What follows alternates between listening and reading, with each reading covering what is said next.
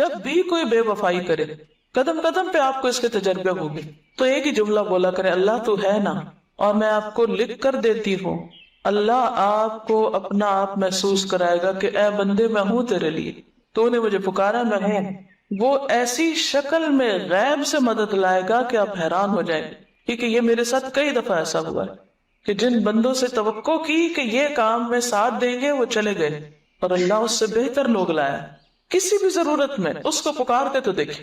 یہ جو ہے نا کہنا ایاک نعبد و ایاک نستعین، اتنا آسان نہیں ہے، یہ زبان سے بولنا بہت آسان ہے، لیکن اس کو حقیقی معنوں میں شعور کے ساتھ کہنا بہت مشکل ہے کہ صرف تجھ سے ہم مانگتے ہیں، اور لالچ لوگوں سے رکھتے ہیں، زبان سے کہتے ہیں صرف تجھ سے مانگتے ہیں، اور دل میں لوگ بسے ہوئے ہوتے ہیں کہ یہ مدد کرے گا، وہ فلاں کے پاس یہ ہے۔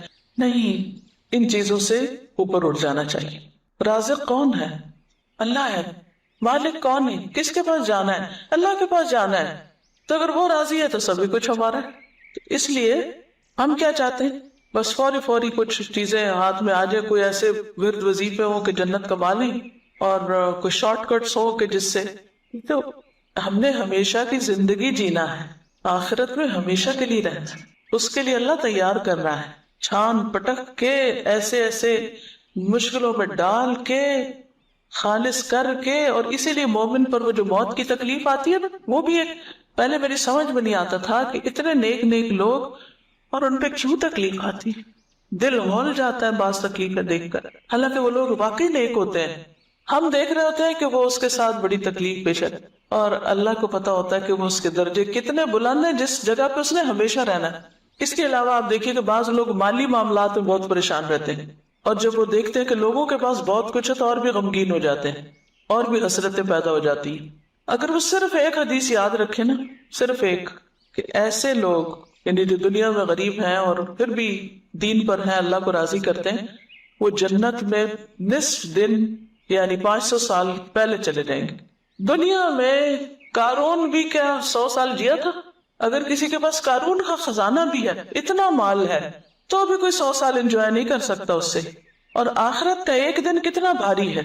آج اگر ہم صبر کرتے ہیں، ہمارے پاس مال کم ہے یا ریسورسز کم ہے یا تکلیف میں ہم کسی وجہ سے کہ نہیں ہے کھانے کو، نہیں ہے رہنے کو، 100 مسائل ہو سکتے ہیں، لیکن اگر صرف یہ یاد رہے نا کہ ان سب مالداروں سے 500 سال پہلے جنت میں چلے جائیں گے، کوئی غم ہی نہ رہے۔ ایسے سارے غریب یہ سمجھے کہ ہم زیادہ خوش قسمت ہیں، ہم پہلے وہاں چلے جائیں گے۔ لیکن یہ جب ہی آئے گا نا جب آخرت کا یقین ہو۔ ہم کہتے تھے ہمارا آخرت وہ ایمان ہے، حقیقی معنوں میں کوئی ایمان نہیں ہے۔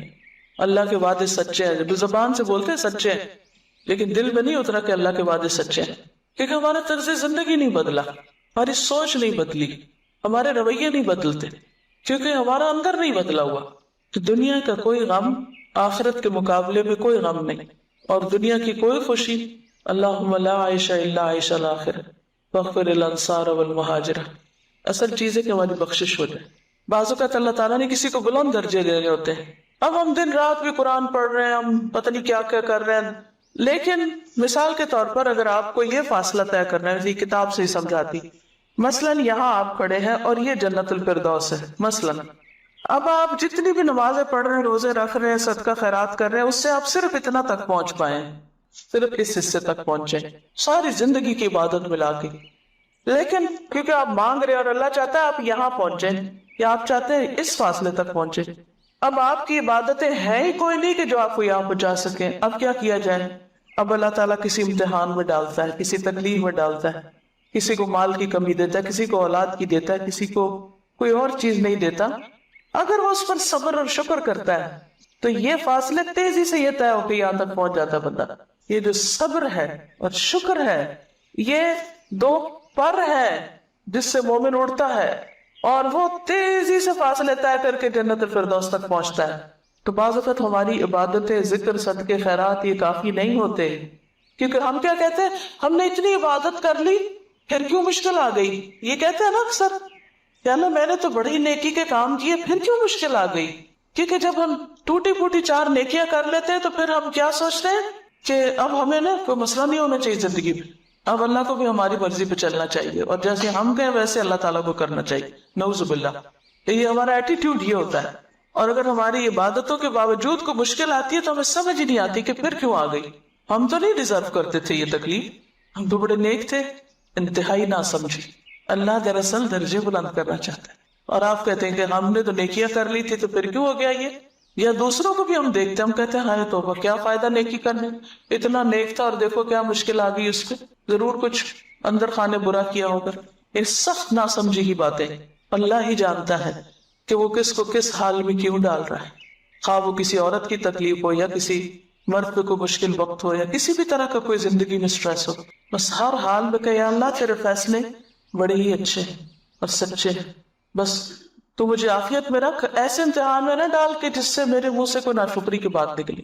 وہ وقت ہوتا ہے خود کو کنٹرول کرنے کا کہ منہ سے ایسی بات نہ نکلے جو اللہ کو ناراض کر دے, ہمارے رویے میں اور دل میں ناشکری نہ آئے کہ جو خدا کو ناراض کرے, کیونکہ زندگی کا امتحان بڑا سخت ہے. کل میری ایک اپنی پرانی اسٹوڈنٹ کے ساتھ ملاقات ہوئی تو اس کے شادی کو کافی عرصہ ہو گیا, بچے نہیں ہوئے. تو جب مجھے ملی تو میں نے دعا دی, من کر اللہ تمہیں صالح اولاد دی. تو پھر اس نے اپنا تھوڑا سا شیئر کیا, کہنے لگی کہ ایسا ہے کہ میرے ہسبینڈ میں کچھ مسئلہ ہے. تو میں نے اس پہ کہا کہ اچھا, کہتی کہ بات یہ ہے کہ اگر بچے نہیں تو ایک مسئلہ ہے نا, اور اگر بچے ہوں تو 1000 مسئلے. کتنی خوبصورت بات ہے, ورنہ ایسی لڑکیاں سارا وقت فرسٹریشن کا شکار رہ سکتی. میری شادی یہاں کیوں ہو گئی, اب آپ دیکھیے کہ رشتے ملنا ہی مشکل ہے والدین کے لیے. ایک مثال ہے, رشتے ملنا ہی مشکل ہے. اللہ نے اگر ایک ٹھکانہ دے دیا, شوہر دے دیا, قدر کرنے والا ہے, اب اس بیچارے کی بھی بس میں نہیں, اب وہ علاج بھی کرا رہا ہے, اچھا سلوک بھی کر رہا ہے, ٹھیک ہے. اگر یوں دیکھا جائے کہ عورت کو کیا حق ہے اور قانونی طور پر آپ دیکھیں تو ٹھیک ہے, عورت یا خلا لے سکتی ہے, بڑی جینوئن ریزن ہے, الگ ہو سکتی ہے, لیکن کوئی گارنٹی ہے الگ ہو کے کہیں اور شادی کرے تو لازم بچے ہوں؟ کوئی گارنٹی نہیں. ٹھیک ہے, وہ اس کی اپنی چوائس, وہ کرے نہ کرے وہ ایک الگ مسئلہ. میں اس وقت قانونی بحثوں میں نہیں جا رہی, میں ایک پریکٹیکل سچویشن کو دیکھ رہی ہوں کہ ایک ماں باپ کے ویسے 5 بیٹیاں ہیں, ایک بیٹی کے ساتھ کچھ ایسا حادثہ ہو جاتا ہے. اب اگر وہ واپس آتی ہے تو پہلیوں کی بھی شادی نہیں, یہ کہاں جائے گی, نہیں کتنے ہمارے معاشرتی مسائل ہیں. اب اگر یہ اپنے گھر میں عزت کے ساتھ بیٹھی ہے, اچھے انتظار میں دعا کر رہی ہے, ہر چیز اللہ کے ہاتھ میں ہے, اور ایک پازیٹیو سوچ کے ساتھ جی رہی ہے اور خوش ہے اور مطمئن, اتنا پرسکون چہرہ اس کا, میں حیران رہ گئی. اتنے مجھ سے کہتی ہے کہ بچے نہیں تو ایک مسئلہ ہے نا, بچے ہو گئے تو 1000 مسئلے ہو گئے. اس کو کہتے ہیں پازیٹیو سوچ. اسی طرح اگر کسی کی شادی نہیں ہوئی, بعض اوقات کوشش کے باوجود نہیں ہو پاتی, اب اس میں بھی کچھ لوگ بہت مزریبل ہو جاتے ہیں, دن رات یہ سوچے رہتے شادی نہیں ہوئی, شادی نہیں, شادی, نفسیاتی مریض بن جاتے ہیں. کیا مریض بننے سے شادی ہو جائے گی؟ بد اخلاق بن جانے سے شادی ہو جائے گی؟ جو ہونی تھی وہ بھی نہیں ہوگی. کیونکہ لوگ جب دیکھتے ہیں ایسی لڑکیوں کو کہ جو نفسیاتی مریض بن چکی ہیں تو ان سے اور دور بھاگتے ہیں, کہ بوجھ ہو جاتا ہے نا. یعنی بد اخلاقی ایسا بوجھ ہے کہ بے وجہ اس کا بوجھ آپ کے اوپر پڑ رہا ہوتا ہے نا دوسرے شخص کا, تو ان چیزوں کو نہیں دیکھتے. تو اصل کامیابی یہ ہے کہ زندگی کو ایک امتحان سمجھ کر اللہ کے ہر فیصلے پر راضی رہ کر انسان بہتری کی کوشش کرتا رہے. میں یہاں یہ نہیں کہتی کہ انسان ہر وقت کہے یہ سر پہ آ گرا تو پڑا رہے کیونکہ اللہ کا فیصلہ ہے, نہیں, اس کو ہٹانا تو ہے, لیکن اگر نہیں ہٹ پا رہا تو بھی اللہ تیرا فیصلہ ہے کہ میرے بازو نہیں ہٹا پا رہے ایک چیز کو, میں نہیں سچویشن چینج کر پا رہی, تو کوئی بات نہیں, مدد لیں آپ دوسروں کی. دوسرے مل کے بھی آپ کی حالت نہیں بدل پا رہے. کئی دفعہ ایسا ہوتا ہے نا کہ ماں باپ بھی, بہن بھائی بھی, رشتہ دار, دوست سارے مدد کے لیے آ جاتے ہیں, لیکن پھر بھی بیچارے کچھ نہیں کر پاتے. پھر کیا کیا جائے؟ اللہ کی رضا پہ راضی رہے نا انسان, کیونکہ ہم بندوں سے توقع رکھتے ہیں یہ ہمارا مسئلہ حل کر دیں, اور جب وہ بیچارے نہیں کر پاتے تو پھر ان سے ناراض بھی ہو جاتے, تو وہ ہمارا مسئلہ کیوں نہیں حل کرتے؟ بھی وہ خدا تھوڑی ہے کہ تو کر دیں گے کچھ, وہ بھی انسان ہے, وہ بھی کمزور ہے.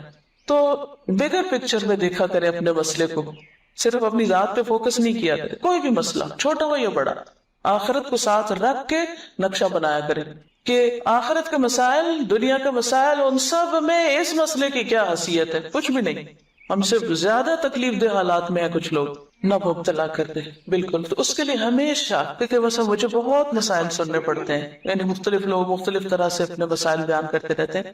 تو مومنٹ کوئی شخص سٹارٹ کرے مسئلہ بیان کرنا تو فوراً دعا پڑھنا شروع کر دے, الحمدللہ الذی عافانی مما ابتلاہ بہ, کثرت سے یہ پڑھا کریں.